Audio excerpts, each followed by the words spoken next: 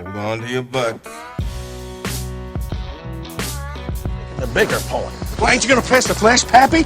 Do a little politicking? I'll press your flesh, you dim-witted sumbitch. You don't tell your pappy how to cut the electorate. We ain't one at a time in here. We're mass communicating. Oh, yes. That's a powerful new force. Mm-hmm. Take a leg, Junior. You know, what you need is some of that hysterical perspective. You know what I mean? There ain't no treason, boss one. I know. I am a boss Wayne lumberjack, and I ain't never had a job.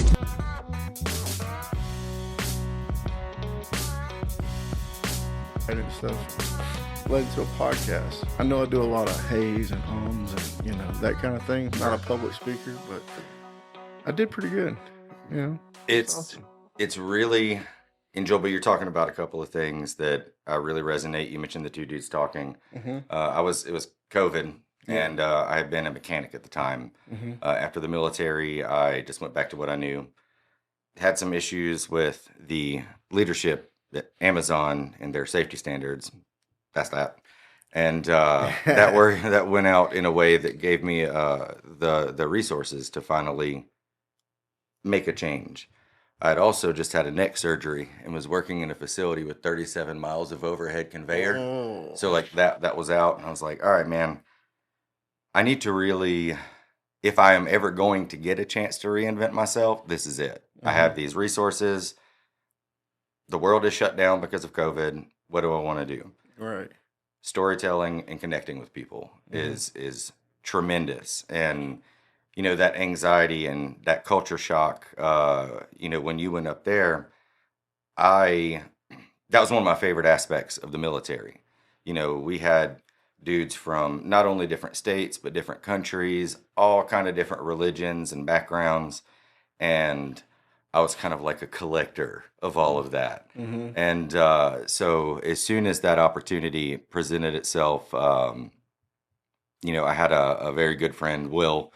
You know him. Mm-hmm. He had already been in the film industry working with, doing very similar things for larger companies for a long time. We're like, let's see if it works. Yeah. And then it became its own thing. And that changed the next 5 years of my life. So it was incredible. And honestly, it was like, wow, there's two guys I know, and they're putting together something that's pretty cool. It was really cool. We put in hours and hours and hours, and I had never ever done that before. Yeah. But it changed my life. That's why we're here right now. Yeah. And it was so silly, for me at that time. My first 2 years out of the service were easily my worst. That transition out of that life, trying to reintegrate into a place that I did not belong in anymore. I latched on very heavily to the things that gave me my comfort blanket. Right. And that was movies and entertainment. So it was the perfect setting for that. We were just comfy talking about how much I hate Ferris Bueller. I could talk about that for a minute, so I hate that we're not doing it anymore. Yeah. It is kind of a bummer, honestly. Yeah. Now that I got back, it kind of truthfully inspired me to do podcasts. Really. I was like, appreciate that. Those guys are doing If it. these two assholes can do it. Well, no, that's not what I thought. I was like, these guys are way beyond my level. What is our maturity rating, by the way? PG? 13? It was, I would say, right. Here. Oh, here, whatever, dude. Oh, yeah, good deal. No. Those two dumbasses, we're good. Right, yeah. No, we can do whatever. I'm not on TV anymore. Yeah, right. Yes. But here, I wanted to start right here, dude. My first memory of hanging out with you, you had this really cool, really awesome, it was a Honda Civic. Oh, man, the white egg? Yes. Yeah. Yes. And I was like, wow. And like, I thought you and your brother were like the coolest dudes. I was like, they are awesome. And they also are so nice to everybody. I was like, these guys are going to do something awesome. And that's kind of what I wanted to hear. What happened to you guys after high school? What happened to you? Whew. And how did you end up in the military? Because that is not what I thought you were going to do. Yeah. I was actually in this came up the other day, our senior superlatives. I was nominated most likely to be disliked by the local police department. And they're probably not wrong about that. Right. We'll come back to that because that's probably a reality. We're going to get into that. For Yeah. sure. So you mentioned me and my brother. I am an identical twin, which in and of itself, it's a very unique upbringing. Yeah. One reason you mentioned we're so nice to everybody. I can't say that this is the same for every identical twin, obviously, on the planet Earth. But I grew up in a shared existence with another person. My identity was not my own. I had to share a cell phone. I had to share that car. We had to share friend groups. We had to share clothes. Any extracurricular activities, we had to share those because of timing scheduling, because we also had a farm that we were both full-time employees, or AKA born into indentured servants. Right. So like... Interesting. That's interesting. Having so consciously and subconsciously always thinking of a second person that I'm associated with, it just, it really fed into an awareness of others. I'd like to say that, on that point, with the twin thing, I'm a big Mike Flanagan dude. I don't know if you're familiar. He directed The Fall of the House of Usher, Midnight Mass. I see Midnight Mass. I started the House of Usher thing, but The Haunting of Hill House is one of my favorites of his. okay, yeah. And there's a whole episode called "It's a Twin Thing." Yeah. And it's very accurate. There is a connection there, but I do think that transcended as we grew older and apart into our relationships with others. I find it very easy to connect with a person, and within 5 minutes I can find out I can figure out a lot about a person just by observing. Yeah. That I think a lot of people, maybe a little later on the uptick with it. Yeah. But so we were twins. And even now, people still refer to me as us or y'all. Yeah.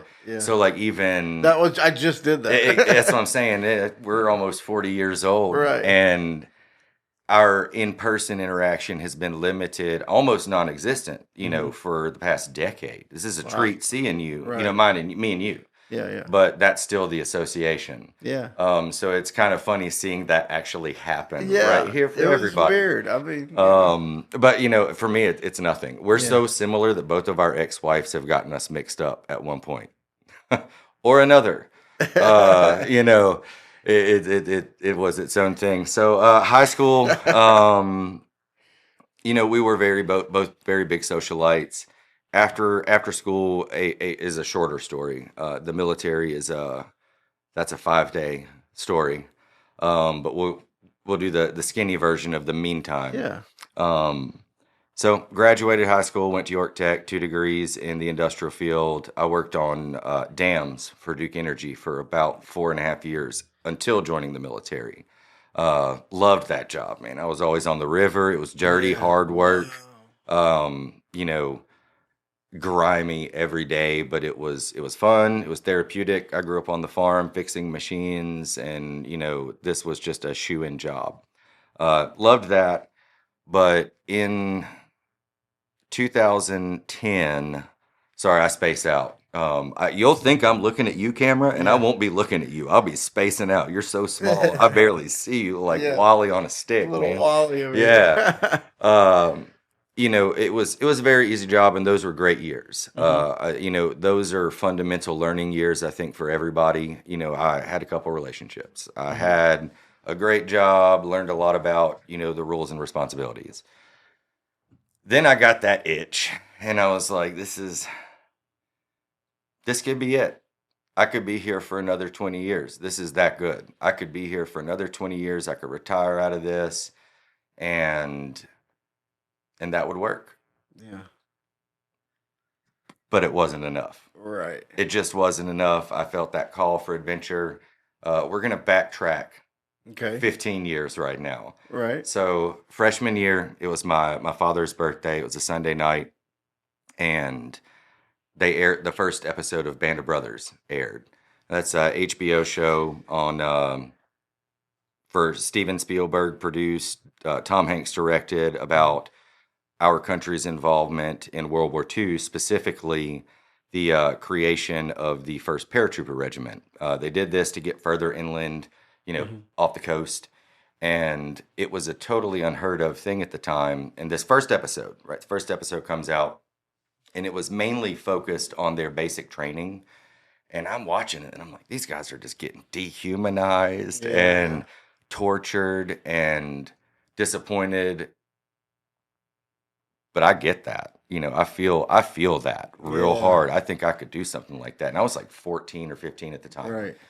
And every episode started out with the original servicemen, like the old dudes, talking about their time, and these guys quickly became my heroes. But after that first episode, 2 days later, 9/11 happens. Boom. So September 9th, 2001 was the first episode. I had just been exposed to this ravenous desire. And then 2 days later, our country and the world is basically at war for the first time in our lifetime. So, over the course of those next few weeks, I latched onto that story just harder and harder every episode as I'm seeing the fallout from this, and how it affected us all. I was becoming, growing into my feelings of, national pride as a young person. And, it was a really kind of just cosmic moment. Fast forward back 15 years.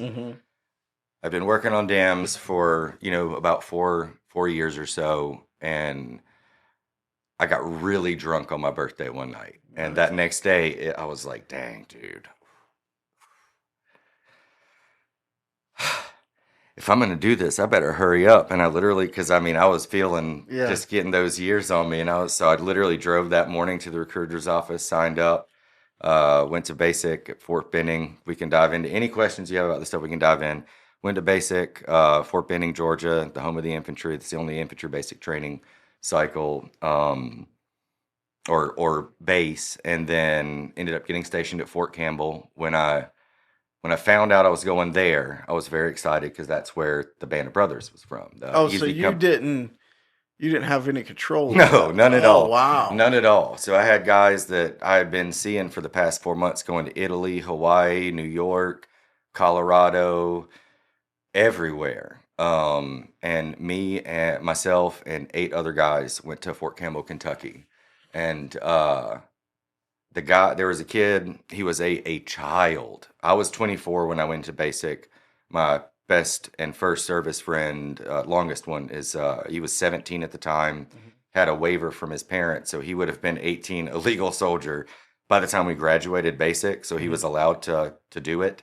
So he and I ended up going to the 2506, which is, Easy Company 2506.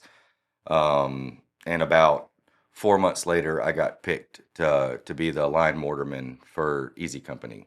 Wow. So about an 8-month time period from including basic training, when I called my dad that day, it was one of the coolest moments of my life. I was like, Dad, you're not going to believe it. I'm going to chill with them boys for a couple of years, Let me ask you this. Yeah. All right. So anywhere during basic training when it got really tough, how was your mindset? Well, you were still like, I'm doing this. Yeah, man. It's a crazy place for crazy people. And at that time, I was fully for it, man. It was awful. It was the most fun thing I never want to do again. Like, there were people jumping off of obstacle course pieces to break their legs and go home. No. Like, there were people that couldn't do it. Yeah. But I was older. I had done my research. I knew roughly what to expect, and I knew that it was going to be worth it, and it totally was. No doubt. No questions. No, the day I left, I was like, adios muchachos. Yeah. I'll catch y'all on the other side. No news is good news. We had it was was an awesome experience. Okay. Yeah. Okay. I was just wondering. So how I got there from high school, though, I have no idea, man. I was this light, carefree, goofy ass kid, and I still am very much to this day. But Because I remember when 9/11 happened. I mean, the next year, I did the 2 JROTCs in our Right. school. It- I signed up, and I took those. And, yeah. it was a very personal thing for all of Yeah, us. everybody. Yeah. You know, my dad, though, he was in Vietnam, and he never shared any of that with my brother and I. And when he let us watch that show, 'cause it was like a TVMA at the time we were kids, and it was tremendous. It was just it latched on really hard. I'm glad it did. Yeah. And I'd do it all over again in a heartbeat. Wow. All right. So once you got to you said you were the mortar guy. Yes. So also referred to as Chucks, by the way. Oh, nice. Yep. So tell me about that. I mean, what was that like? Firing freaking mortars. So this was a little background on that. Something a lot of people don't know is how little control you have over your career, right? So I went to basic as what was called an 11 X-ray. That was needs of the Army infantryman. So we did our first however many weeks in processing, and then they took this bunch by alphabetical order and that bunch by alphabetical order. Y'all are going to be Bravos. Y'all are going to be Charlies. Bravos are the door kickers. Charlies are the mortars. We had no idea at the time, and we had already signed to go to whichever one they needed. So the duration of basic was the same for us, except for we had to stay an extra month or so to do additional mortar specific training. It was a blast. No, it was a great job within the service. I have no ears, and but it was wild. We by the time we left there, I mean, you could have 4 dudes driving a military vehicle, hop out, and from scratch have a 4-piece mortar set up with a round down the chamber in as little as 11 seconds. That was our testing standard. So like it was very quick reaction. And more of a defensive job. Set one up on a base or go out with the platoon, and we would try and get something before it got within range of the regular infantry. So I mean, it was its own job. I loved it. I personally loved it. It was everything about the Army. Doesn't matter what level of depth you're speaking about. It's crazy, man. Mm-hmm. I mean, it is a whole different world. And organized chaos, hurry up and wait. Everything is backwards, and it doesn't quite make sense, including the jobs, but it works. It works. Yeah, I mean, I got a dose of. I didn't make it to the military. Sure. Yeah, I didn't make it. I wanted to go, and I got kind of. I think like that's why I'm curious. I feel like I would have been. I would have. You would have loved it. I can't say that. Like I don't want to be like. I would have loved to do the basic training stuff because people are like, "Oh yeah, that stuff sucks." It sucks, but I love being coached. You know Sure. what I mean? I love being driven to do stuff. I've trained MMA and stuff, boxing. Sure. I mean, I know it's not the same, whatever. It's But it's I a love similar that part. process. I love being pushed to physically push, mentally push, and I like that. Anything that challenges a person like that to go past, you get this wall. Everybody has walls. We all have walls and ceilings and such. But when you do anything that forces you to surpass that in order to just exist in this world, it really helps reshape how you look at other things. And that was a very quick principle we had to learn. But no, so I was stationed at Fort Campbell for 4 years and deployed with them in 2013 through 14.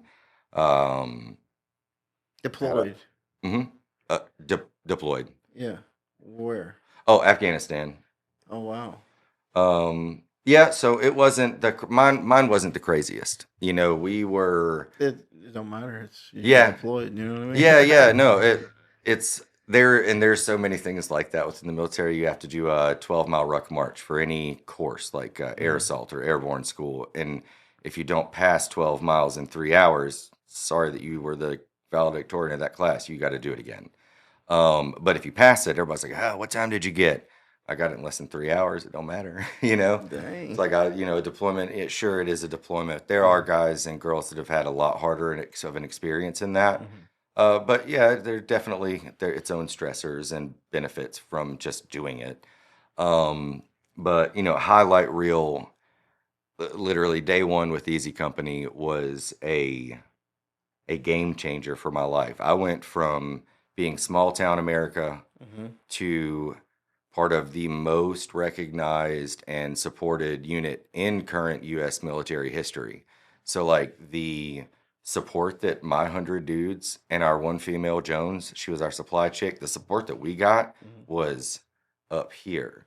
But at the same time, along with that, our expectations were like way up there. So it was it was a very unique composition of us, in our situation. Always eyes, we had pizza sponsors, man. Like we had a pizza company that would come and take pictures of us eating their pizza for their free pizza like once every couple months because it was the Band of Brothers and we ate their pizza, but we ate that pizza. It was good, So it was this very strange thing. Wait a minute. So Yeah. Afghan pizza? No, this is in America. Yeah, this is in America, dude. I was about to say, wait a minute. I did have That pizza in sounds kinda Afghanistan. wild. They have great hot sauce, man. Really? You can believe that. Okay. Best meal I've ever had in my life was in Afghanistan, actually. You ever seen, of course you've seen it, Indiana Jones and the Temple of Doom. Yes. All right, so they had this big circular table. We were training the A&A how to use different weapon systems. And the last day of it, they brought us in for like this big like luncheon type thing so it's like the higher ups with them. You ate a monkey brain? No, I didn't eat a monkey brain. So there was this big lazy Susan, this big circular lazy Susan. And, around it, there was just piles of the non-flatbread, the wild grown rice, the peppers, the fruits, the local, everything fresh. You've got beef or goat patties, kind of like hamburger and stuff on there. So you'd make this big, I'm going into it, dude, but this was so good. You take a big, like, flat naan bread, put the rice on, put a couple of, goat patties down, put the peppers and squeeze all the juices out into it. And then in the middle was this big basin, right? This big, it was about as wide as this checkered board piece is, this circular tub. And it was just red inside. And they had every piece except for the fur of a goat in that pot. And when I say that, I mean every piece of that goat. The eyeballs, hooves, like the tail and the butthole, everything was in this pot. And to refuse them that would have been extremely insulting. It would have been an extreme insult. For some people, they consider it, I was like, I'm eating this. This is Indiana Jones Day. Yeah. So I'm just dabbing and slopping it on. I ended up getting E. coli. And Could you imagine having like some foreigners over here and we're feeding them buttholes? And man, dude. Oh yeah, we're gonna get pissed if you don't eat this. You know what I mean? I can, honestly enough. I really can. Yes, I remember that day. So no, I ended up catching E. coli, and it was totally worth it because I'm never going back to eat it again, and it was the best thing I've ever had. You just said it was the best meal that you caught E. coli from. Yeah, nothing will ever touch it. So how did? Oh man, that sounds like it sucks to have an E. coli over there. It did, because over there they're like, "That's all right, dude. Drink water and walk it off," and I'm like, okay. Oh boy, Okay. That is no bueno. But no, highlights of my military service time, and feel free to like dive in on any of these. Yeah. But I did, I had, after we had gotten back from the deployment, I was doing staff duty one night, so like basically watching the barracks. It's called CQ, Command of Quarters, watching the barracks, making sure anybody had any logistical needs that they had to contact. I go outside to have a cigarette, and I look up, and there's a dude up on the roof of the building beside us.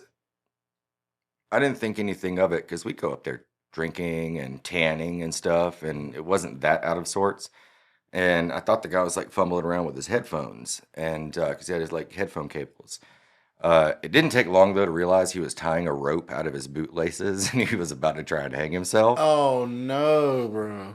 And which would have basically decapitated himself with those bootlaces, you know. So I ended up spending 7 hours on the roof with that guy. I did get him down. It was a nightmarish experience, but I do think, like, in all honesty, I think that's the reason I was put into the service in the first place. A lot of other things that I experienced could have happened the way they did without my being there. But that one, that was for me. You know, that's why I was there. The worst part of it was calling his mom, you know, at the start of it when I had no idea how this was going to go. And I could not let him speak to her because he might have said a goodbye and jumped off the roof. But the best part was getting to call her back, you know, and let her know. You kind of training with that, or you just No, wing it? no, dude. My buddies were in the building that I was in at the time when I left and saw this guy across the way yelling "no balls" at this dude. And I mean, I was the same level of professionally qualified as they were, Right? you know. But I let him smoke himself out of cigarettes, and then I got up there with him. I just listened and listened and listened, and he smoked all my cigarettes, and I made a private go get me more cigarettes because this was the time that we needed cigarettes. And eventually he gave us the contact information for his leadership, and I mean, it was wild, dude. Fire trucks, ambulances, like the whole damn family was out that night. And so this is a 24-hour shift, right? This CQ that all this happened in. My leadership never even knew it happened. I get to work in the morning, and my first sergeant and commander, they're like, "Morning, guys," and I'm like, "Whew, what'd you guys think about last night's report?" And they're like, "What are you talking about?" And I'm like, "What? What do you mean, what am I talking about?" I'm like, I'm just wired, you know. And I was like, there was a suicide jumper on the building across from us, and I got him down after 7 hours. And they're like, "Oh, well, why don't you take the day off today?" And I'm like, I already got the day off because it was after you did a 24-hour shift on that, you got the next day off. So it was like, whatever. Really, dude. But that again. So you went on 2 deployments? No, I went in one that started 2013 and carried over into 14. That being said, I think the total amount of months I spent away from home and family in the States in that 4-year period was about a year and a half's worth. You're gone a lot. Obviously, you're gone a lot. A week long here, a month long there, 3 months there, 2 weeks here. You know, it's all the time. But again, it's one of those things that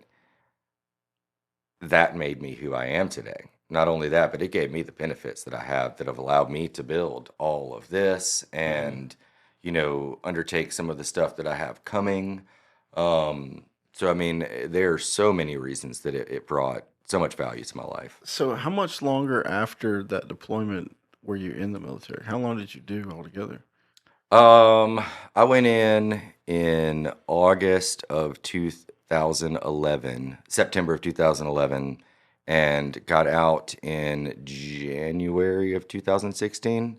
So it was about right over 4.5 years. Not including basic, a little over 4 at Fort Campbell. And it was awesome to leave. It was like, awesome to leave. As much as I love it, like that's what made it what was the decision to leave? Having my daughter. Easy. Her first year, she turned a year old the day after I got out. And that first year of her life, I was gone for over 6 months. And I was not on a deployment. And I did not want that for her. I'd already accomplished something I didn't even anticipate in becoming a part of that family, the Band of Brothers. I'd already done that. So I'd finished my thing, and family and Yeah. responsibility for me is just a huge priority. Yeah. Now she's almost 10, like literally 10 next week, and she's killer. Had I not been there, she might be some piece of crap child. I don't know. I don't know. So I didn't want that to happen. No, I get it. I mean, so you came out and you were what, right at 30? Yeah. Right about 30. And a brand new baby back in the world again. Wow. So what did you do directly after you got out? Car sales, actually. Really? Yeah, Oh man. man, what were you selling? Toyota, dude. I love people, love working with people. It's really easy for me to connect. I was like, I'd done real estate prior. I was like, this is just quicker. But I ended up, leaving that and kind of going back to what I had done before. The industrial work was just more stable and less time consuming for the time demands for my family. Especially with Layla being so small. I was like, these are the years that I can do this, Yeah. and that I need to do this, and then later, there's time for other things. So, I got into the industrial field, stayed there until COVID. Podcast journey. All right, so let's fast forward up until last night. Now, what was this meeting you had last night? So this is something for the town of Clover. It's relatively new. They have a new veterans committee. Now, I just went and attended. There is a committee. I'm not a part of that. Right. But basically trying to engage our town more with the veteran community. A lot of the older generation, they're not as candid as I am about their time in the service. They got spit on when they came home. So they have a lot more hesitation in reaching out to the world around them. A lot of my generation likes to kill ourselves and drink ourselves to death and not take advantage of the VA benefits to find home stability and whatnot and mental health. So it has become more important to me to kind of try and bridge that gap between the civilian and veteran population. I think there's a lot we can learn from each other. So, last night's meeting was basically trying to establish something that could help facilitate those kind of interactions. What is is it the VFW. VFW? So where's that at around here? We don't have one. I swear. So That's crazy. yeah. So and actually, so it's kind of an unfortunate event that led to this. A lot of towns don't have a veterans committee because a lot of towns don't have to. Clover made a mistake or two, but they're trying to fix that right now. I think they're doing that in the right place by engaging the town leadership and the veterans in the community to do so.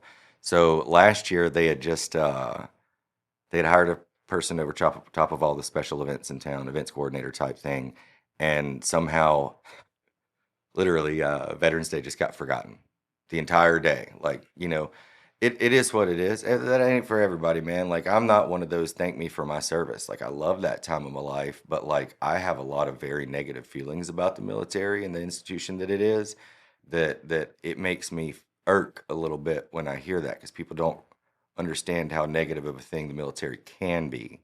Now that's got me a little bit intrigued because you were gung ho as heck a few minutes ago. I love it. We'll come to it. There's but I wanted to say Yeah. that with my experience in the North Country Mhm. and not going into the military myself, but being so involved with that community. Yes. Right? Their families. Now you were near Fort Drum. Fort Drum. Yeah. So So I sat down with soldiers a few times a week, try to sell you them probably cars. sold more privates, expensive cars. Listen, I am not that guy, right? Guys up in New York, listen, Yeah. call this one Yeah. and find out who you need to buy a car from so you don't waste all your sign-on bonus. Right. I would tell those guys, I would sit them down because car sales for me is an opportunity to help people. Sure. Like I'm not that guy, right? I like making the money off of it, but to me, You can do that in a way that benefits people you as can well. do that in a way that helps people. I mean, some of the I made more money off of some of the best, putting people in their dream cars right where they want to be, Sure. payment wise and everything. Right. You know, it's a nice job, but it's an opportunity to really help people. Sure. And this ain't all about me. This is about No. But when young soldiers would come in, I'm like, dude, you don't need a freaking truck right now. Get you at least you. You mean I don't need a brand new Raptor? Yeah. I'm like, you got this money, put down a little bit of it, lease a Civic, establish an auto loan. You got to think steps ahead, right? Like, Sure. I'm like, dude, just. I'm glad there's people like you out there. Like, for real. If you go through my Facebook page, Carolina Chuck, look at all the pictures have. of people in uniforms in Hondas. Right. You know what I mean? Yeah, Brand new Hondas. dude. That was. They didn't come in there for that. You know what I mean? Sure. But I mean, you know, and there's a lot of guys, and even the dealership I worked for, they were really good about taking. It wasn't. It's not as crazy as it seems. Sure. But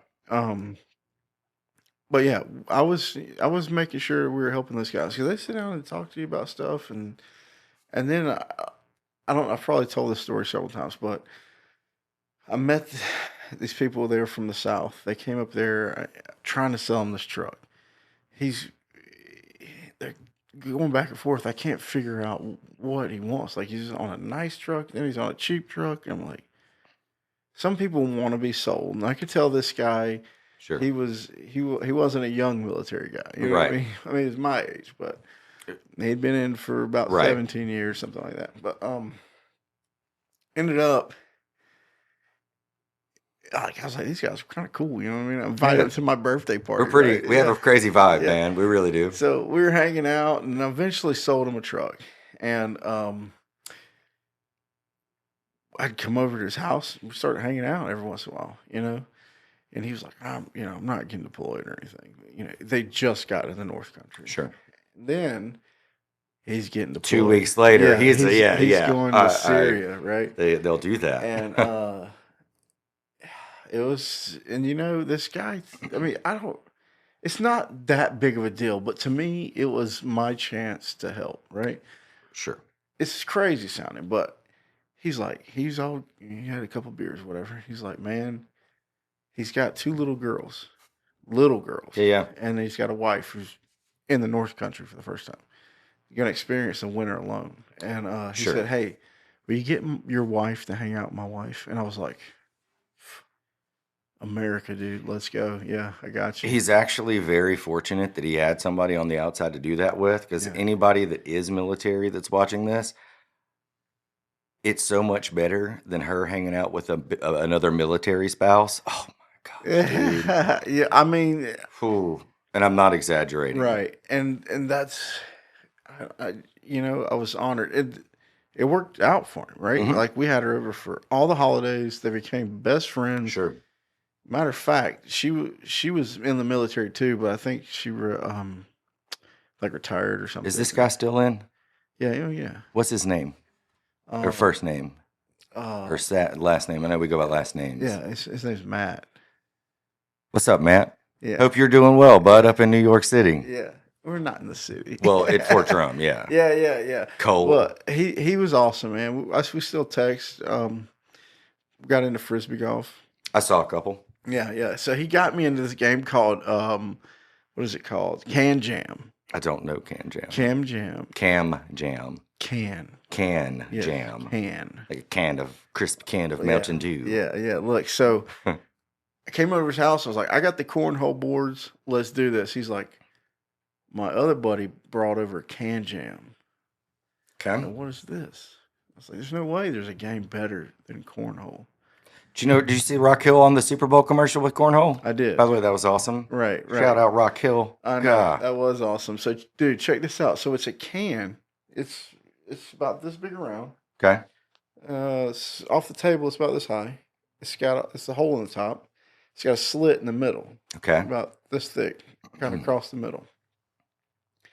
Your partner's like, I think it's supposed to be 50 feet, but we didn't play 50 sure. feet, right? And then you got your opponent on this side and another opponent on that side. So you toss it. Disc golf or the disc? It's a frisbee at this point. Okay. a real frisbee. You throw it, and your partner has to smack it into the can. That's complicated, or Or could be tough. or Yeah, you can, and that's one point I believe. Or if he hits it into the can, that's no, yeah. If he smacks it into the can, it's like 1 point. If you just get it into the can, it's through 2 points or nice. whatever. If you get it through the slit, it's game over. Right. Such a freaking cool game because it's like finesse, because you only get to smack it. You know what I mean? Like Sure. you're going out here trying to flip it back that way. It's awesome. So like, yeah, this is way better than cornhole. Then they introduced me to another frisbee game. Okay. It was called Beersby. Okay. It's a spike in the ground, and then it has a bottle sitting on top. It comes with its own bottle Thing. but it sits on top like this on a stake. Okay. And then you and your partner are on the same side at this time. Now you're throwing the frisbee to try to hit the spike to knock the bottle off. Okay. And they have to catch the frisbee and the bottle. Okay. Oh wow. It is an incredible game. It's fun. So That led to like, hey guys, I told them, I was like, there's a thing called disc golf too. So, yeah. like we became these frisbee freaks. So in our group chat, it's called the Frisbee Foos right now. sure. But, We used to do stuff like that every now and then. Instead of some brutal PT in the mornings, physical training. yeah. We go off to a field, go do something of that nature. They let us do golf one day, but we all got trashed at like 6 o'clock in the morning, and they gave us a late call at the golf course because of the state we were in. They're like, "Don't come back until 12 o'clock." But this is never happening again. Wow. And we're like, "Roger that." Yeah. All right. So let's get to the point where, what is the bad things about the military? So I will give a disclaimer on that. I fully support the military. I fully support people signing that oath. First off, I think one thing that a lot of people don't understand is that when you sign that oath, it's the same as law enforcement, and you are signing a binding agreement to protect the Constitution of the United States and the rights it contains for the citizens of this country. I didn't know what that meant at the time. I didn't know our rights. I didn't know anything about them outside of what basics I had seen from watching Cops as a kid. Right. And that being said, I support it. It's a very necessary thing, but it's done. It's an institution, man. Just like every other institution, there are flaws and failures and outright criminal acts and behaviors that are promoted. When I left the service, I was very bitter towards it for years. I'll get into that experience or those experiences. But after having separated from the service and those experiences, the necessity for what we did is still so relevant today. Without the military, we would be speaking some other language because we would have been invaded at some point during the past, and there's no getting around that. That comes with a lot of, baggage. Big problem in the military that if someone is considering joining, that they're going to run into. I was 24. I had 2 college degrees. I had real world experience. I had a very devoted to this institution mentality. When I left the service after, I think about 4 years in, so 3.5 at Fort Campbell, my last rough year, the guy that was head of our mortar section he had a GED. I'm not knocking people that don't have the education, but he took very direct hostile actions towards me to prevent a person getting promoted that had that education so he wouldn't lose his job. Therefore, I got shit on real hard near the end of my career so that he could maintain his. The fact that a guy or a person with literally zero life, work, or education experience can be in charge of you regardless of your situation and the career progression of your next however many years, that should be addressed. There should be a lot heavier vetting process in what a leader is in the military, because a lot of people are getting uh, the progressions are being gate kept very heavily. There is a lot of general baggage. 76.5% divorce rate of the infantry. That's a big number, dude. That's a big number. That's a big number. 22 vets killing themselves a day. Those are big numbers, dude, for such a Huge. small demographic of people. So, like, there are emotional tolls that just pile up over these years, and very often you get bitter. Um, when we were deployed, probably the most prime example of this, I'm not going to use names, but our battalion commander at the time, we had several interpreters. Interpreters were great. Loved the interpreters, man. We had Ricky Bobby. Uh, The real Ricky Bobby. this guy was way realer than the other one, Yeah. man. We had Ricky Bobby. We had Jackson, Tequila, Icy, and then we had Asif. Asif was the guy only one of all of them that had kept his given name. And the reason they do that is just like a handle, an American nickname that they take.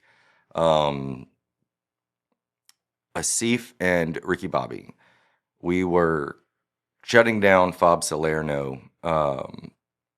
It had been purchased by the ANA, and we were clearing out all the materials and stuff before we handed it over to make sure that the minimal amount of stuff was left, because we knew the Taliban was going to come within a year and take it. So we wanted to make sure that the smallest amount of stuff was left behind for them to use as weapons against us. I mean, everything. How are you getting rid of that? Gut blowing some stuff up, stripping every building. We literally stripped every building on that base of electrical wiring over the course of 2 weeks. And it was 600-700 dudes and chicks just running around, ripping everything off of every wall. During that time, Ricky Bobby and Asif were, translating for a lot of the contractors that were on base with us. And they had both asked our platoon sergeant and platoon PL, our enlisted and officer leaders, if they could each take a microwave and a mini fridge back to their families. That was they immediately were given the permission to do that. We got back to our AO area of operation, our tents and offices and all that. And our battalion commander, we found out, had fired both of them for theft. Now, 30 of us, roughly, went to bat for both of these guys. And, they didn't steal this. We saw them get the permission for this. The officer and enlisted sergeant that had given them permission said, we gave them the permission to do this. This guy he was a dick. And when I say that, he was a bad human being. He wanted to look good and make an example out of someone else, so it didn't matter. And because to him, they were foreigners. They were Afghans. He didn't care. He was there for, USA. My sergeant, and 2 others had to escort these guys off base for the last time. Ricky Bobby, he didn't care. He probably sold all of our secrets to the bad dudes within 5 minutes and is fine to this day. We found out. Did he get his microwave or what? They took the microwaves, but Asif, we found, was kidnapped, tortured, dismembered, and killed. That night before he left, he grabbed my rifle barrel and put it against his chest and said, I want you to do this, because if you do this, my family can bury me whole. I obviously couldn't do that, and I didn't, and I wouldn't do that, but that's exactly what happened to him. And that's because one person made a selfish decision in that military. So it's not the military. Sometimes it's the people in the military. It has its corruptions like every other institution, right? And that has haunted me for years. It's not like a secret. I've spoken with others about it, and but it's a problem. That's the thing. Like, should I have whooped that little tiny dude's ass and taken a demotion and possibly jail time for that? Because if I had, would this guy still be here? You know, it took me a long time to, I think, place appropriate responsibility where it lied. And that's not with the Army itself. It's with the dude. There's a name that is responsible for that man's death. And it took me a long time to let go of some of those bags. And, you know, I haven't fully let them go, but they are a healthy portion of a much larger backpack of mental health and studies and healing since then. So like when I first got out, man, I hated the military because of what, you know, I had some of the things that I had seen, some of the things that had happened with myself. But again, the reason I support it so fully for others, I know that I don't know, let me rephrase that. I don't know of any other organization that when you get out of it prior to retirement age will pay your way to go to college. They'll pay that tuition. They'll pay it straight out the gate for you. In South Carolina, it's $107,000 to get a bachelor's degree for an in-state student. If you sign up right now, $189 if that's out of state. That's a big number. The GI Bill will pay it up front. If you're a 100% rated disabled veteran and using the post 9/11 GI Bill, you can get $6,200 a month tax-free in your bank account to attend while your tuition has been paid. I know that every kid doesn't have the grades or the behaviors that will get them that scholarship. I know a lot of kids, when they get out of high school, they don't know what they're going to do with their lives, and that's fine. The military is a perfect place for people to find themselves, find things they didn't know were within themselves, and facilitate that journey for afterwards. And then hey, you're set up after that, man. Being a veteran is the best thing that you can be in this country. Being a service member, it has some real low points, but being a veteran, if you take advantage of the resources that are there for you, there's nothing else that can compare. So it can really, it's worth it to me. So you said you went in at a little older, Sure. a little more mature, kind of knew what to expect. If you was to talk to an 18-year-old, what advice would you give them what kind of wisdom would you give them at that point if they were to prepare them for how you were kind of prepared and ready to go? So it's funny. One of the things I'm actually working on in this studio is a series to provide answers to that exact statement. You know, or that question. What would I say to them? You know, I have a series designed to basically coach people that don't know what the ins and outs of the service. Here's 2 minutes. This is just a big commercial for that. It is. You know, you got, you know, say for example, you got 3 children, you don't know how you're going to pay for college. You should check out the channel that I will be linking to my friend here. Yes. And, you know, basically there are some topics. Here's 2 minutes on what each branch is so you can figure out where you fall in. What are the top 3 jobs in each service branch that will set you up as a civilian after? 5 things you didn't know about the service before you need to before you sign that paper. But to give you that answer, I'd say the most important thing I can say to someone considering the service is really look inside at yourself and see if that's what you want to do. Because if you don't and you sign that paper, you'll be one of those dudes in basic training trying to jump off a wall, breaking your legs to go home. We had, you know, a guy I signed up with and left from Rock Hill, South Carolina with. He did that exact thing, and when that didn't work, when they put him in cast and said, got about 2 weeks off, when that didn't work, he threatened suicide, and then immediately kept on that until he didn't finish the first 3 months of basic.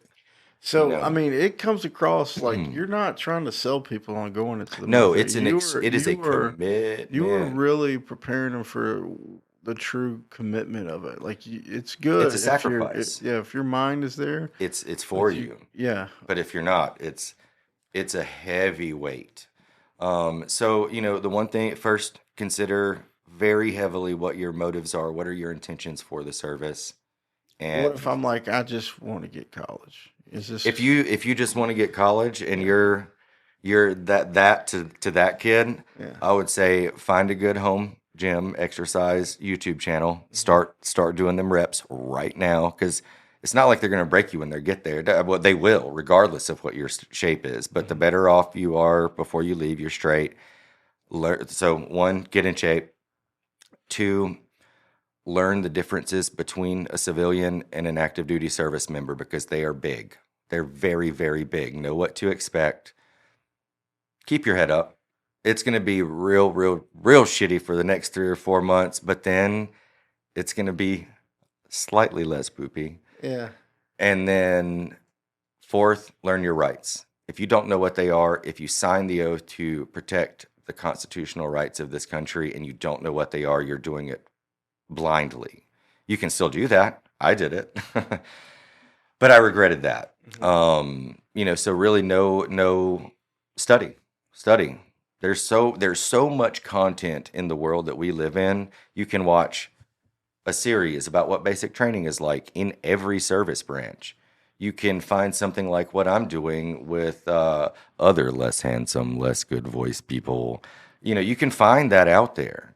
And so really just commit to yourself, not to the service. Commit to yourself. And if you're doing it just for college, my last secret tip, don't sign a contract longer than 3 years. You're straight, man.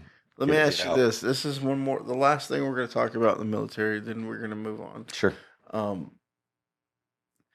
Is there anything that you could have done mentally, or is there anything now that you've had time to reflect, anything you could have done different that would have reshaped the way that you came out with a little bit of negative on the military? There's a million things I could have done. I'm saying just go before you went in. Is there anything that you could have? I know that there were some circumstances you couldn't control. Is there any way you could have? What do you think you could have done to avoid those situations? Or the only ones I feel like I could have avoided, I think I handled those very well. Yeah. There's existential stuff that you can't control what other people. You can't control other people. And I've learned that since then.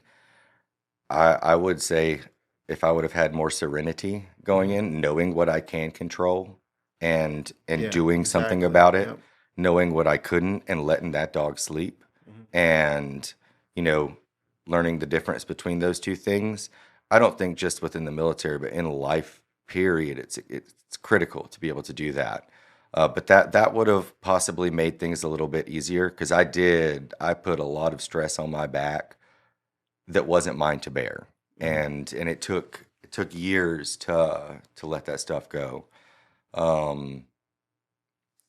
But again, it's something that it's one of the biggest parts of what made me into who I am today.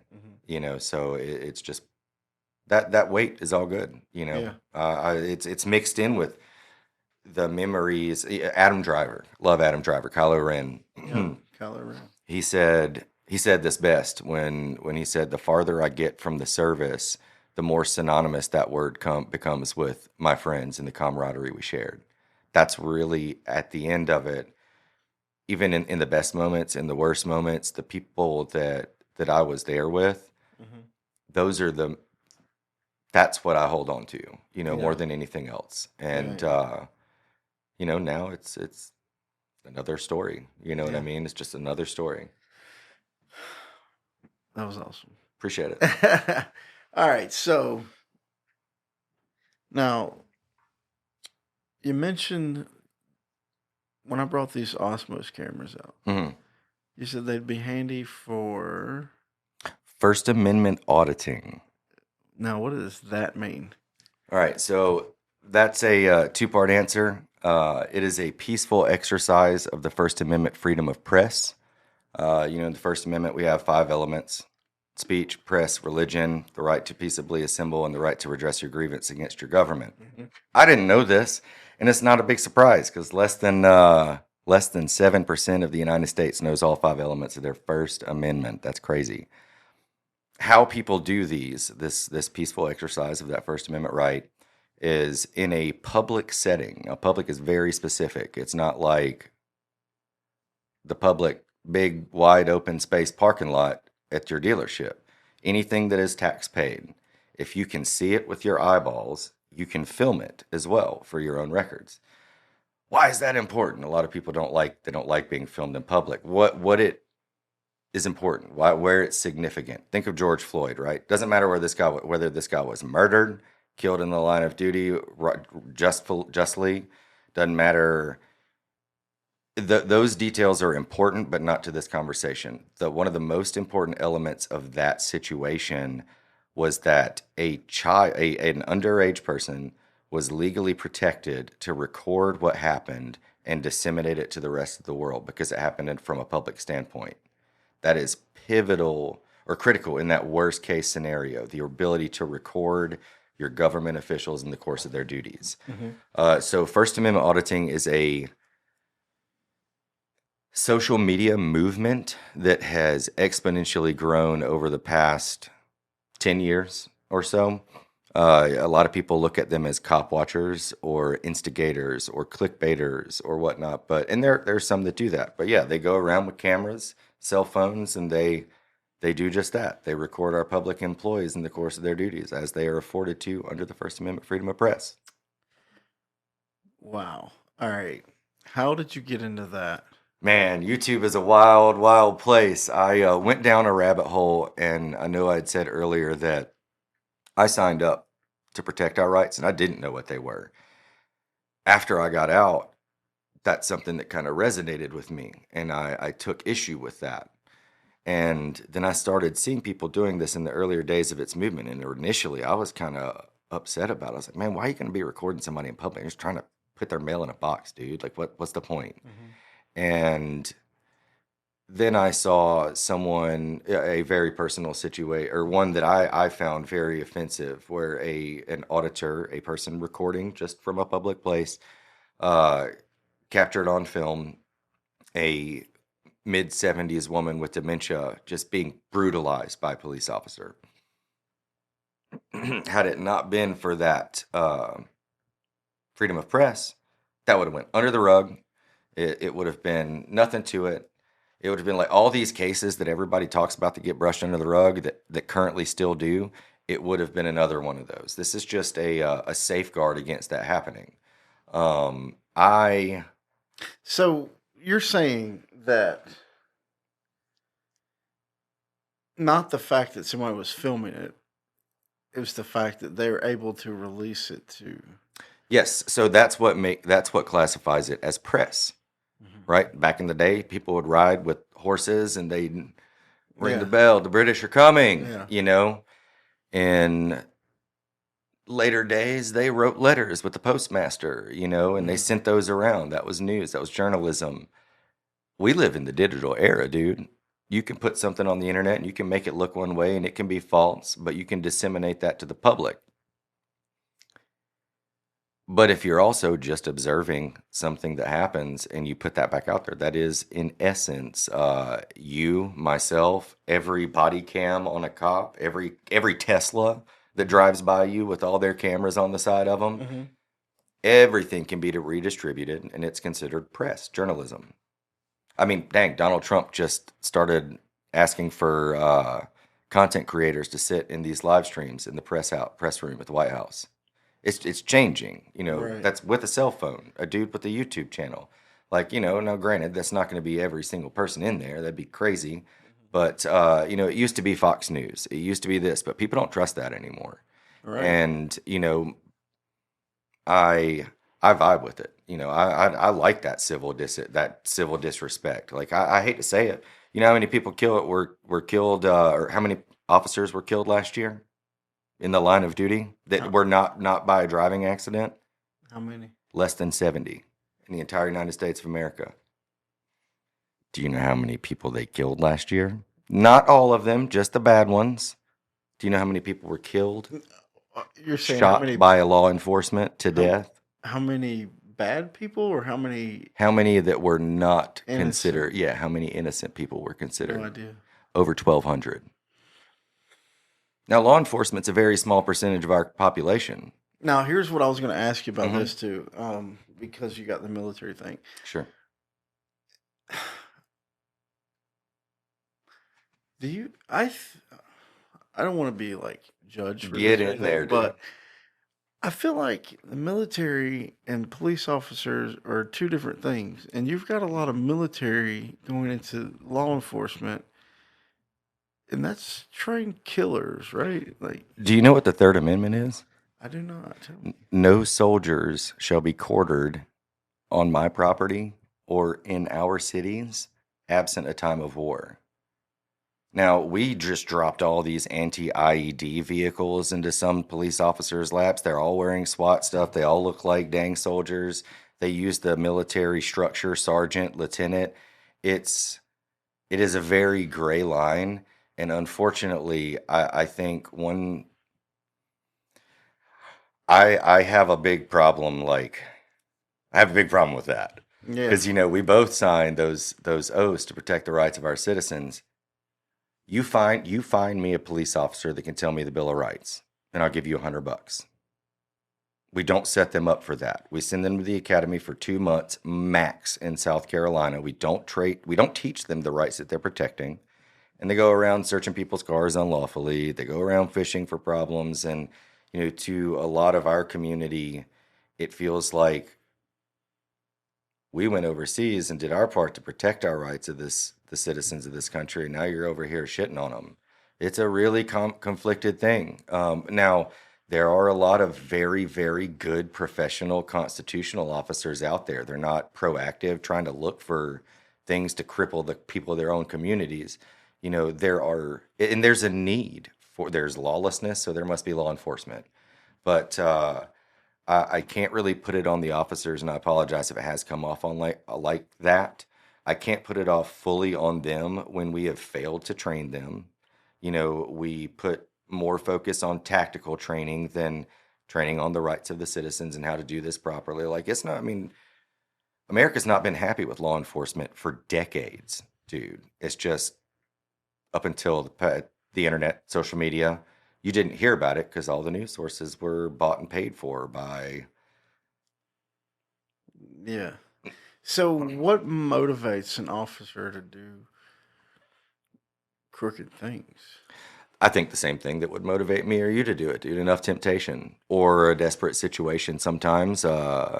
There's perfect example, not corrupt at all, just piss poor performance. Dude, about a month ago, cop respond and nobody gets killed. It's great. This is a good story because nobody dies.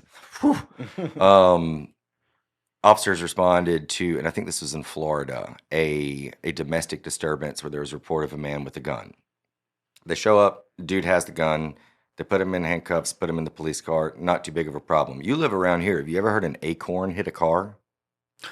Oh yeah, I heard that. Yeah. I saw that. Acorn hits the top of this car, and for those of you that haven't seen this dude, this cop, falls to the ground saying he's been hit on his body cam, falls to the ground, says he's been hit, draws his gun, and mag dumps into the back of this police car where this guy's just sitting there minding his business. He didn't kill the guy, but he switched the mag out, or the clip out, and dumps that one in as well. That's a problem, right? That's an unfortunate situation. Now, when his partner goes and alters those events on the report to make it look like there was nothing wrong, now you got one dirty cop, and that's the one that didn't even do the shooting. It's very, very. So you got 10 cops in a room, and 9 of them are bad, and one of them doesn't report them. That means you got 10 bad cops. So I think that's probably the biggest thing, is that back the blue until it happens to you, dude. That thin blue line gang sign is one of the worst things for this country, and that's just my opinion, not everybody's. There's a very big gap between the people and the people that control the people. Now, see, I've been raised by police officers, so I'm used to seeing the kind of stuff that they go through. I'm Very used traumatic. Here's Here's a question about that. When you are seeing as an officer, or you think back on family members, right? My mother worked with law enforcement for 18 years. when you consistently see the worst of humanity in a population that you're overcharge of. Like cops don't go out and see the best situations every day. They don't see all this good stuff every day. They go out and they do see the worst of society every day. When you do that for long enough, it desensitizes you. You start thinking the same way about everybody as you do with these worst case scenarios that you've encountered.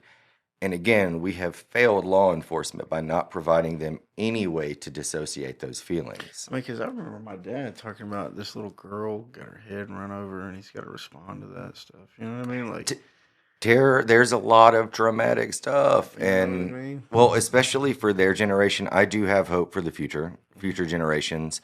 They were taught to be silent and keep it in, and that's bad. That's bad, okay? Yeah, okay. Yeah, it really, really is. It's terrible for the soul. It's terrible for your day to day, and they're not in a position.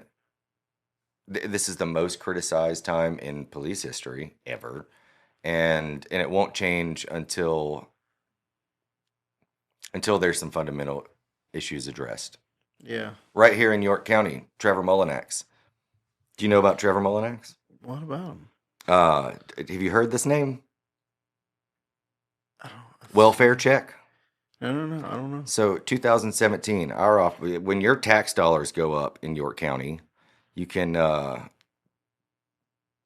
think of this story because there's the lawsuit that's coming because of it. So this dude, he's a very, very kind fellow. I have briefly interacted with him, but he was in a very bad custody situation in June or July of 2017.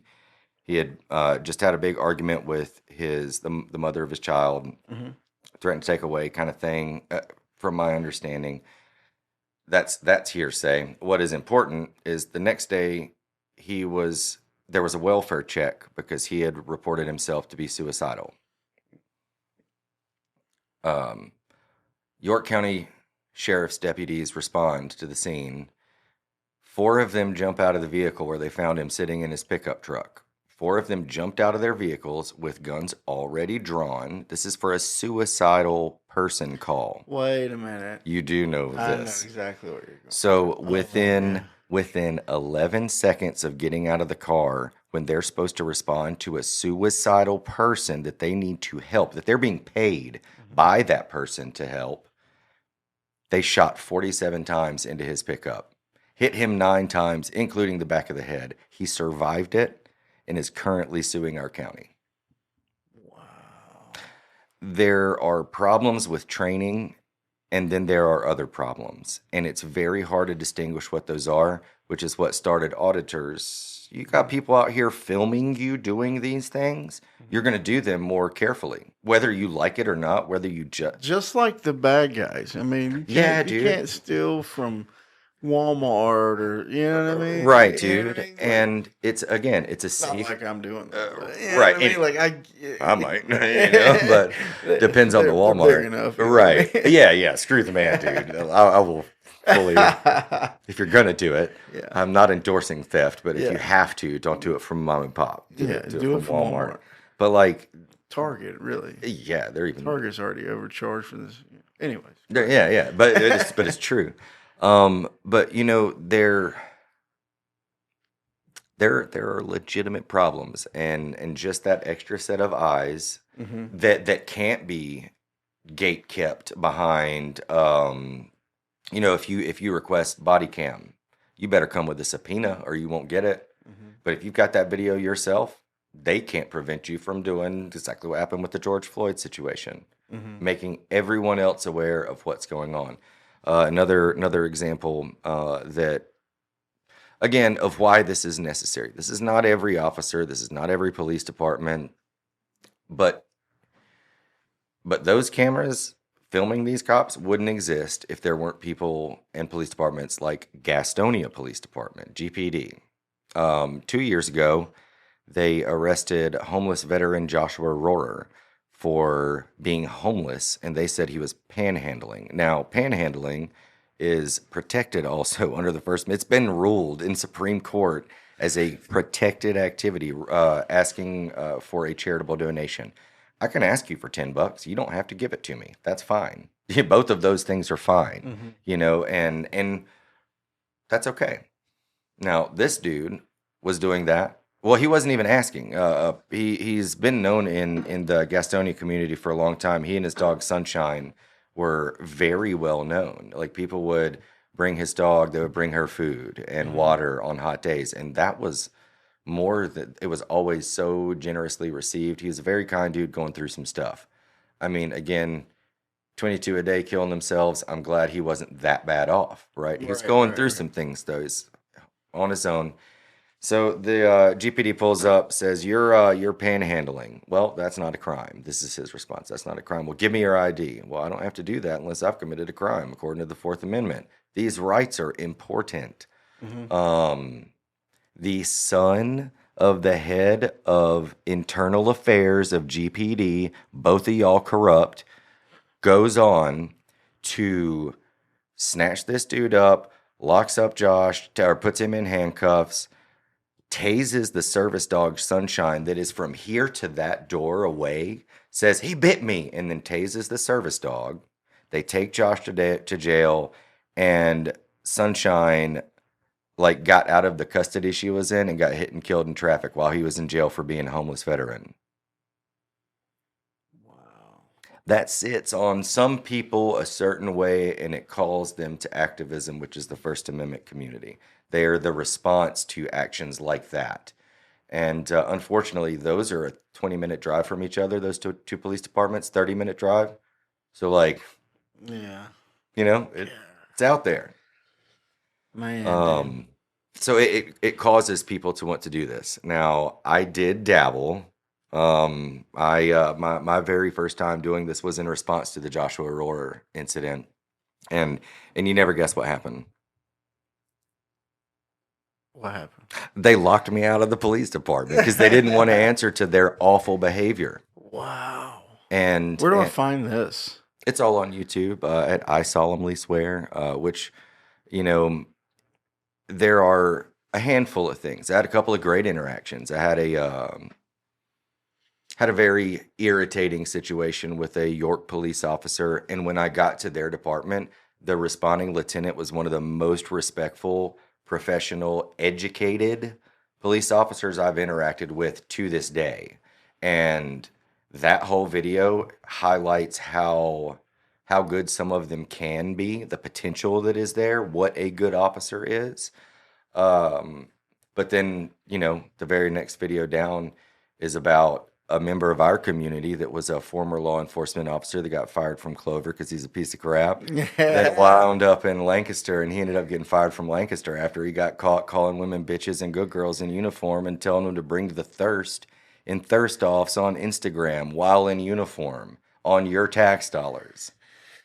So I happened to have an issue with that, so I literally went file complaints. For me, how I what my goal in it to do is I recorded my process of filing complaints and disseminated that back to the public, freedom of press, in a way that could show them how to do that themselves if they ever ran into it. It wasn't all about let's find this dirtbag kind of thing. Let me help arm the people in a way to take care of themselves, maybe a little bit better than they knew how to yesterday. I miss those days. Probably in a future point, I will be getting back to that. Yeah. But just with children and whatnot, having the feelings that I've already expressed right now makes you have a certain stigma in a community. Right. And I hate that because, in Clover, we have a really good police department.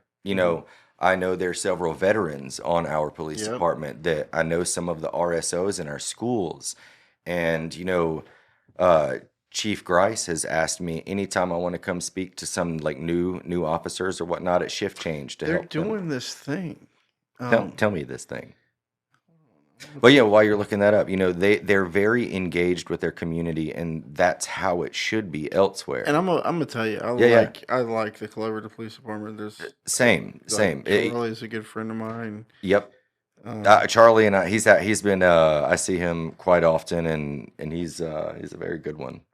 This is something you might want to look into right here. I didn't. Oh yeah. I would love to do this just to see what they. I mean, that right there will That would tell make you. good content for you, I would think. It would be a great way to see what they want our country, our community to think. I think an aware citizen attending something like that, I think that would be a really good way to gauge the true integrity of a police department. If you know certain things, and you really see what they're trying to perpetuate, Yeah. I think it's good to engage with the community. But I've kind of been, you know. I mean, It's one of those things. I don't know. I mean, I think it would be a good opportunity for you to.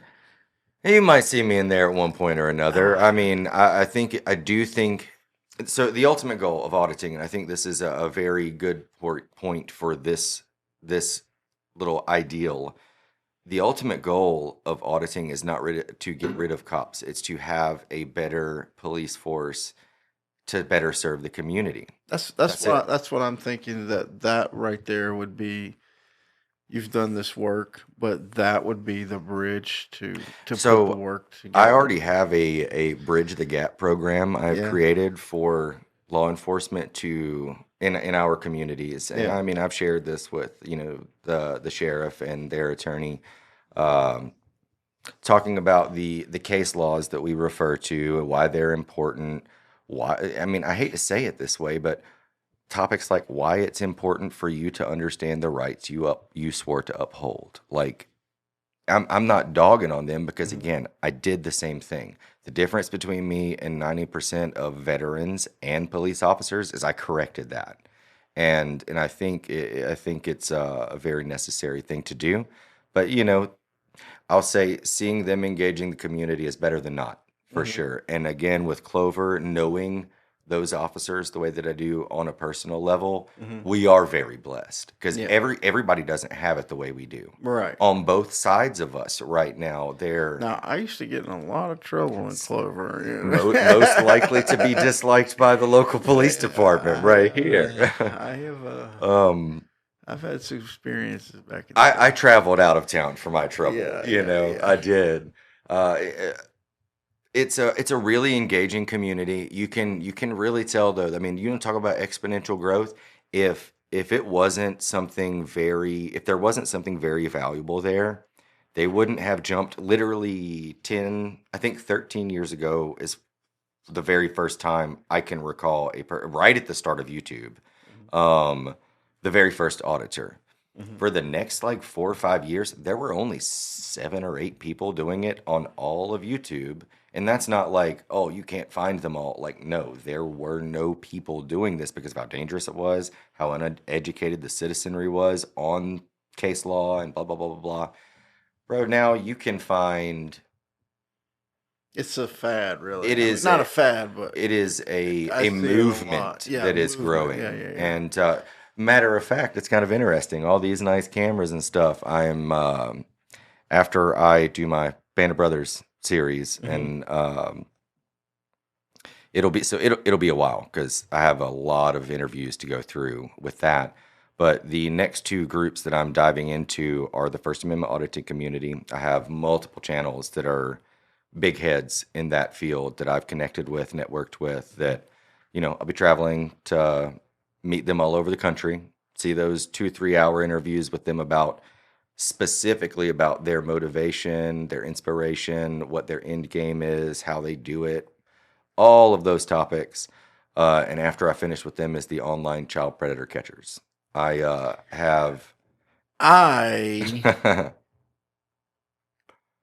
don't even know how to bring this up. There is some. I'm not going to say any names, Sure. but since we're talking about that, Mm-hmm. there is someone that you and I know. Mm-hmm. That does this? No, Oh. they have reached out to my daughter recently.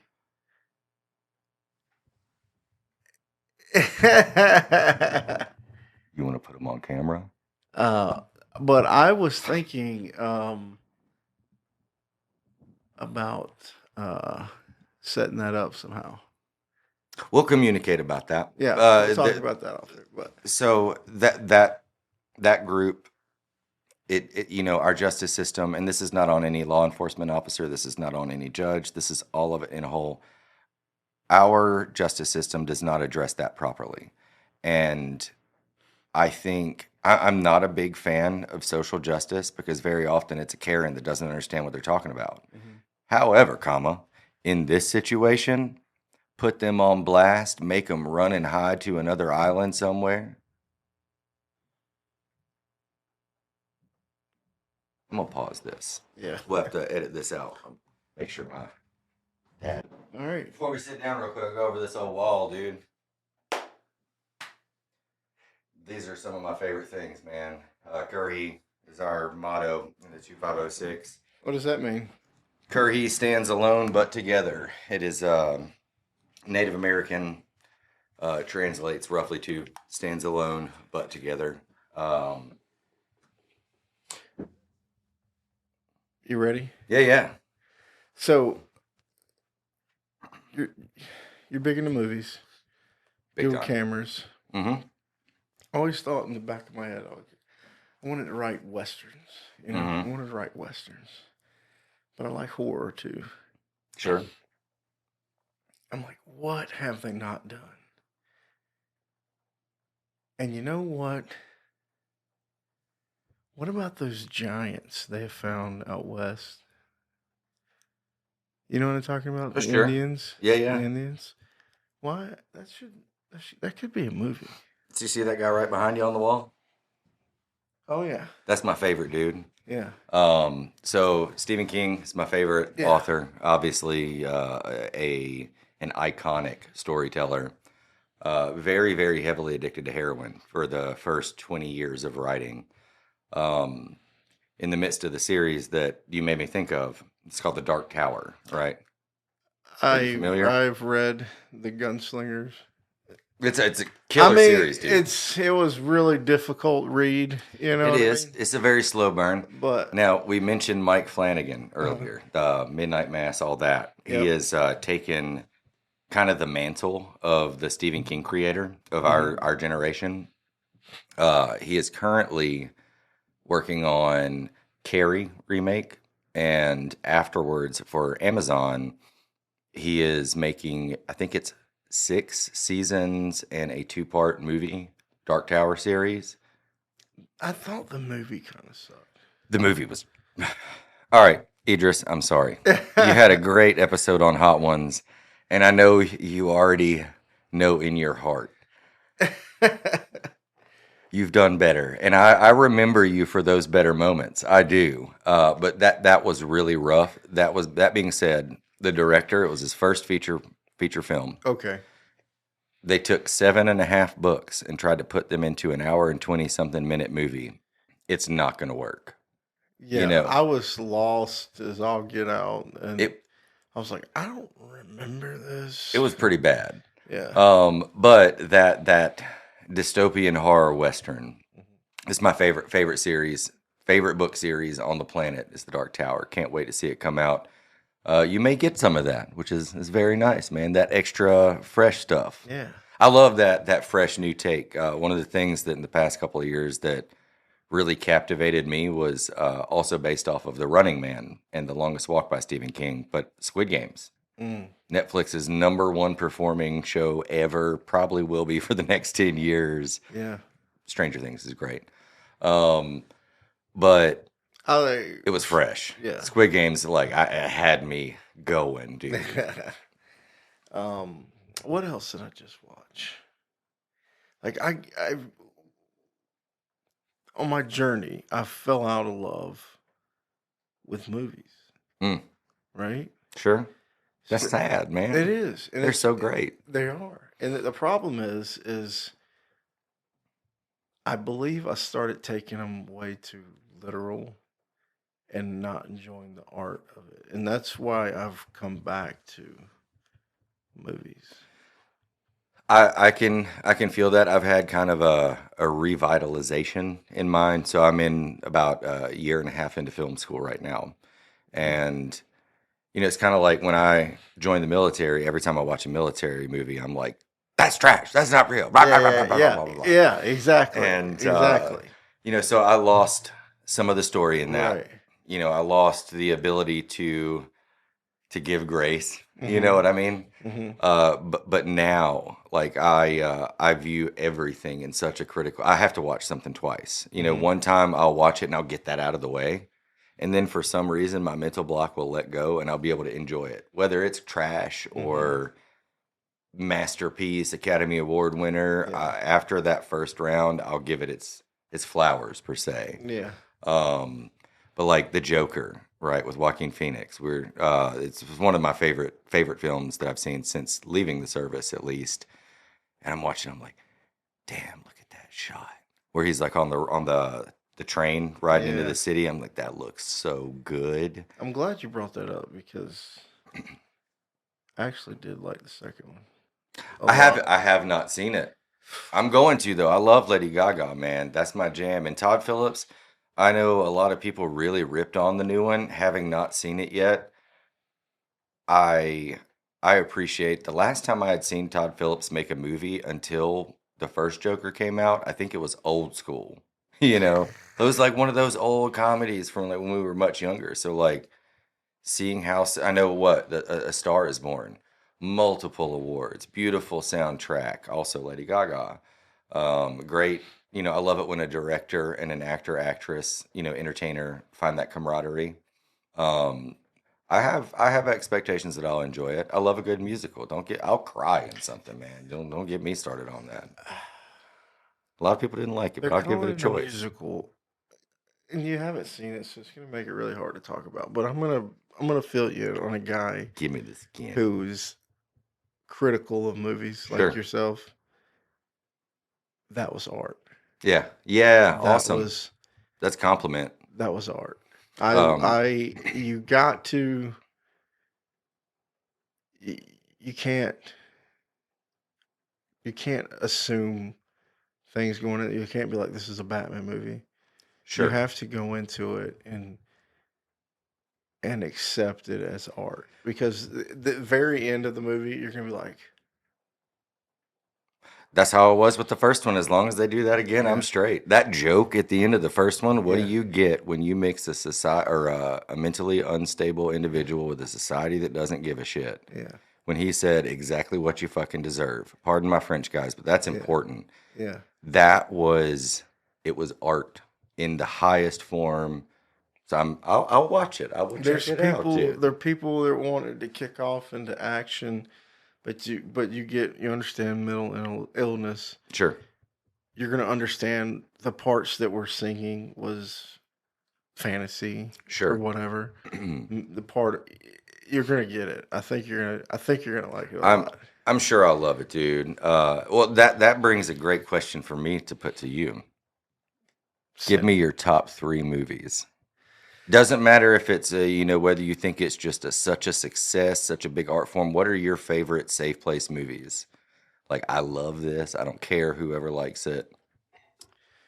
I think my number one movie, if I had to have a movie, is gonna be Old Brother War, though. Damn, we're in a tight spot. Yeah, my That's hair. yeah. I'm a Dapper Dan man. I've watched It's my killer. dad like that when I was a kid and watched it over and over, and it was based on the Odyssey. And it Sure. was, I think that's also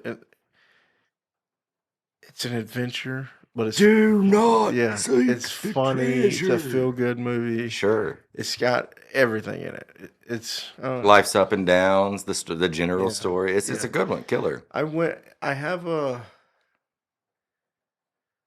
The Matrix comes to mind. The first time I saw The Matrix in theaters was the first time I walked out and was like, could this be real? Right. It Now, twisted me I up. don't know. I watched it again. I'm like, this sucks. You know what I mean? Yeah. Like, I don't know. But I think that movie impacted me in a way. Sure. And then, and I'm just clicking off what comes Yeah, to yeah. mind. We talked about it earlier. Talladega Nights. If you're not first to last, Yeah, dude. I think I I don't peed know. my Those are pants the right first now. 3 that came to my mind. For sure. Yeah. Good movies. Several of our schoolmates were actually like in the background of Talladega Nights. Yeah, it's awesome. It was filmed all over the place. Right. All right, so now I got to know yours. Lord of the Rings, dude. Lord of the Rings, Fellowship of the Ring is my favorite movie of all time.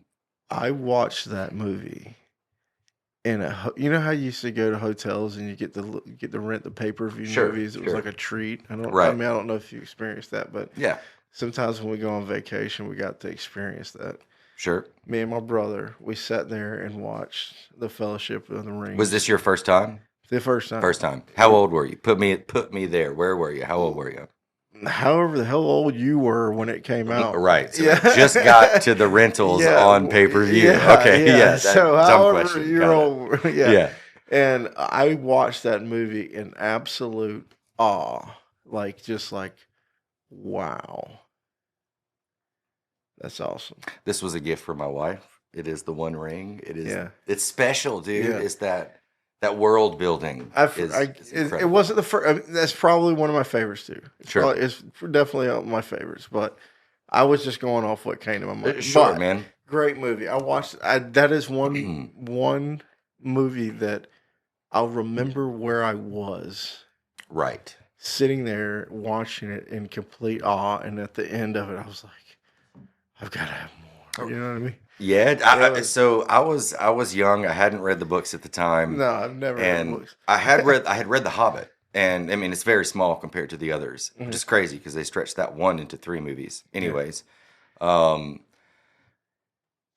it changed things. You know, it changed things. Like Will Brooks, we talked about him. That was the reason he got into film in the first place. Like when that came out and all the extra features, you know, he learned about all the techniques and Star such. Wars is my favorite movie, probably. That's another great series. I mean, it's an easy watch. It's a fun watch. Yeah. But no, I'm a big fan in general of like the world building. Like as far as books go, you know, C.S. Lewis, Lion, Witch, and Wardrobe.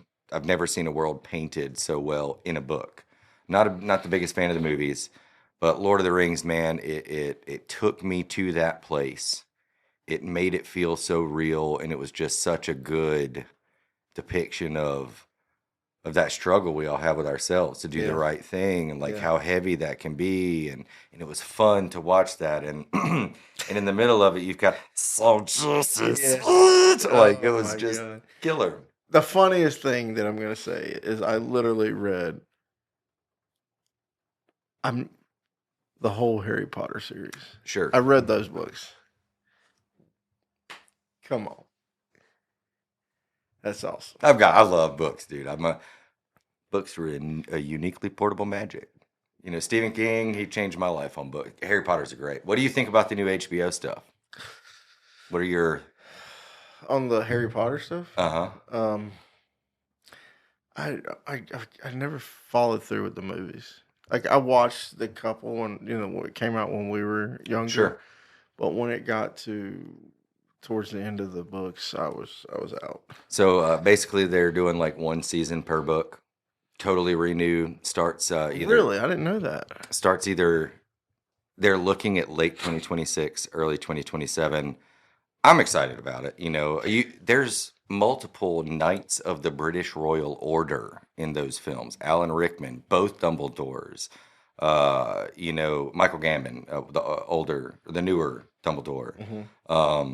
Same with Lord of the Rings, man. Bilbo, Gandalf. These are like slayers in the acting community.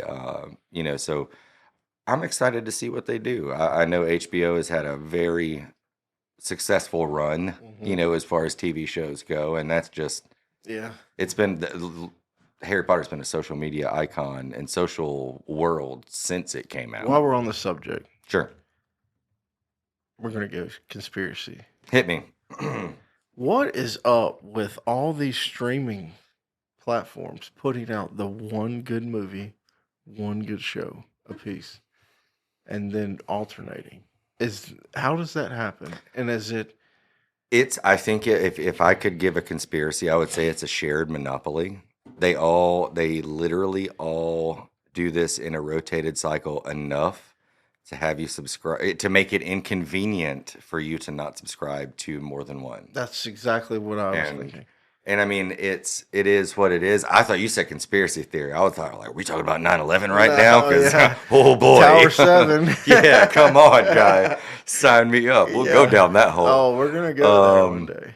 But no, I think it is, to be honest, I think Americans and consumers, globally speaking, you ever seen the movie Idiocracy? Oh, yeah.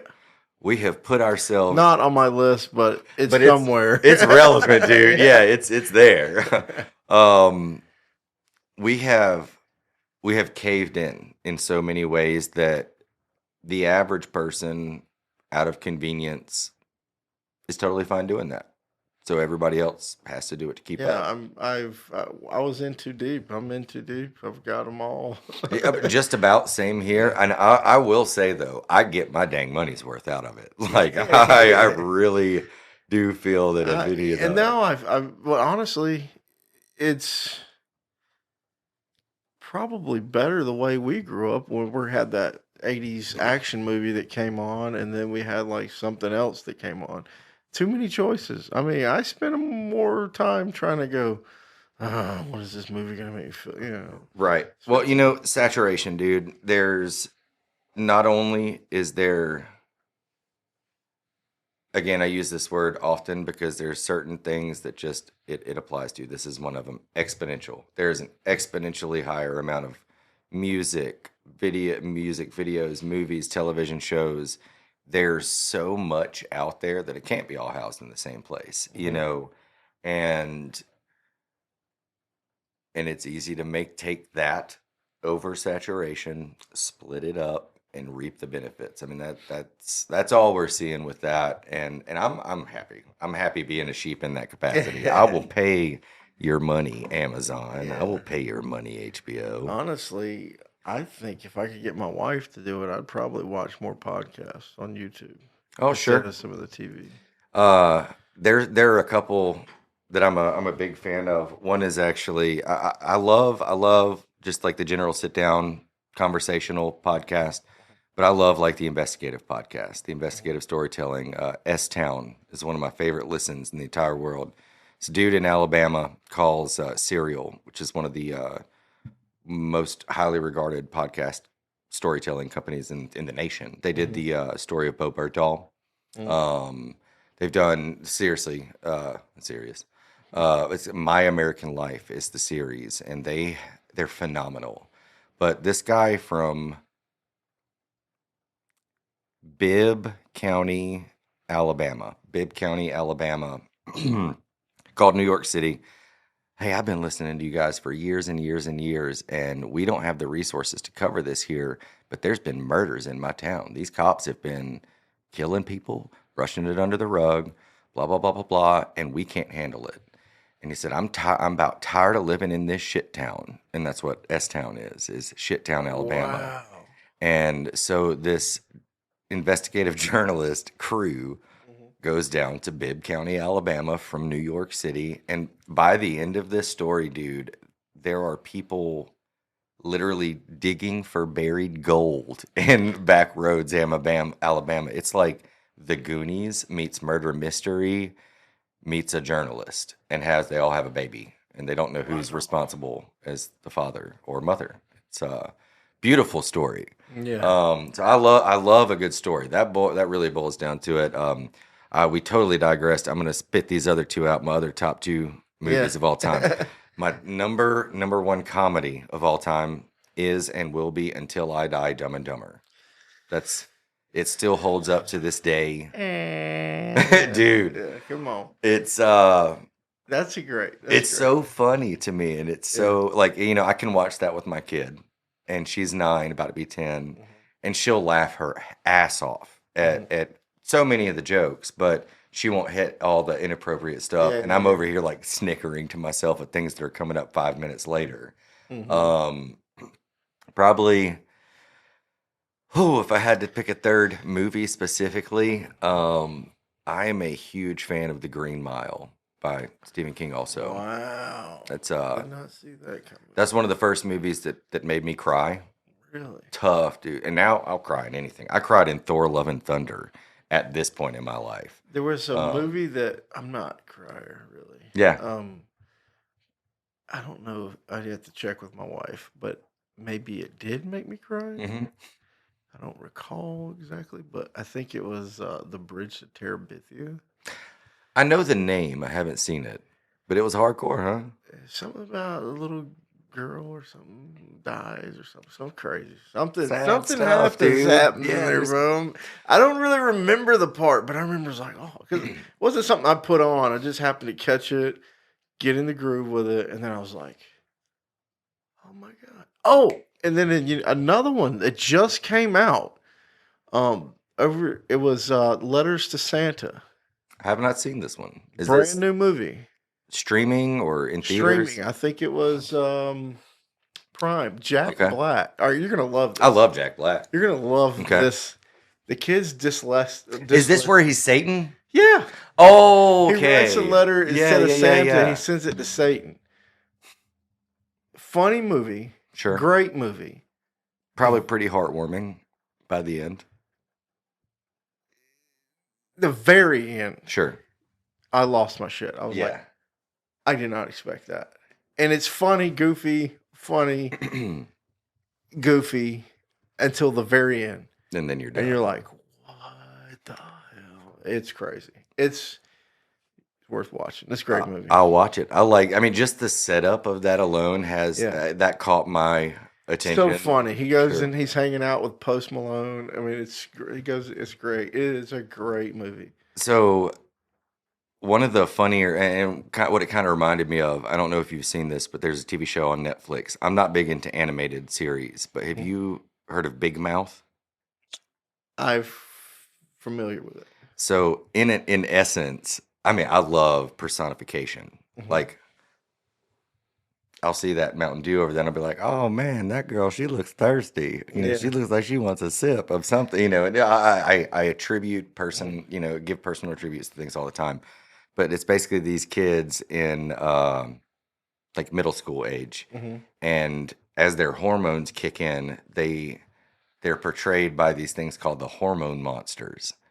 So you've got like the anxiety wizard or the shame wizard and the anxiety mosquitoes and Maury, just the pervert. You know, everything is perverted now. Yeah. And so like I saw Jack Black as Satan Santa. And I was like, dang, that's like a real life Maury right now. Yeah. Whoa. Yeah. You know? Oh, you're gonna love it. It's a great movie. Sure I would. But yeah, dude, we're gonna have to wrap this up because I gotta go to bed. Well, we'll do that, and maybe by the next time we sit down, I'll have knocked out a couple of interviews with the projects. Real quick, I will plug that because I do think a lot of the viewers here would get a kick out of that. That wall is dedicated to my former member unit, Easy Company 2506, and myself and a medic I served with are going to be traveling the country, interviewing, our fellow service members, talking about, in a nutshell, and this is a shameless plug, and I don't even care. Yeah. So many of the biggest struggle, I think, with the military before we get out of here is we feel very lost and alone. If we didn't, 22 of us would not be committing suicide. Every single person I deployed with came back home from our deployment, and we're nearing 30 that have committed suicide as of right now. So we're going to be talking about, who we were before, during, and after the service, and what we feel is causing some of these struggles of addiction, homelessness, isolation, to try and help others sort out their own issues by therapeutically finding through us that they're not alone. I want you to watch a podcast that I did with the Fort Drum Rodeo and Equestrian Club. Please send me that link. Yeah, it was. You're gonna see it. There's 3 cowboys. Well, one's a lady, Sure. and I was sitting there while recording, and then it impacted me when he said it. But then I watched it while I was editing over and over, trying to get it right. This guy, he said he sits in the barracks, Sure. He said that's the way a lot of people develop problems. Sure. And he was talking. I mean, it sounded like he was aware of people that were having like serious problems, and he was like, I get out and I found this rodeo club, and they've got me working ranch. They've got me doing this stuff instead of sitting in the barracks. And it was, Sure. I don't know. I guess it was more of a vibe than I'm explaining it. Sure. But you can look in the video and see, like, I was like, man, that's deep. There's some people who's got some problems. There's a lot of and I'm like, a lot of struggles. they're doing something about it. Well, next time we sit down, I hope to have a couple of those to refer back to. Yeah. I'll send them to you as soon as we have them, and that is my next step. Yeah.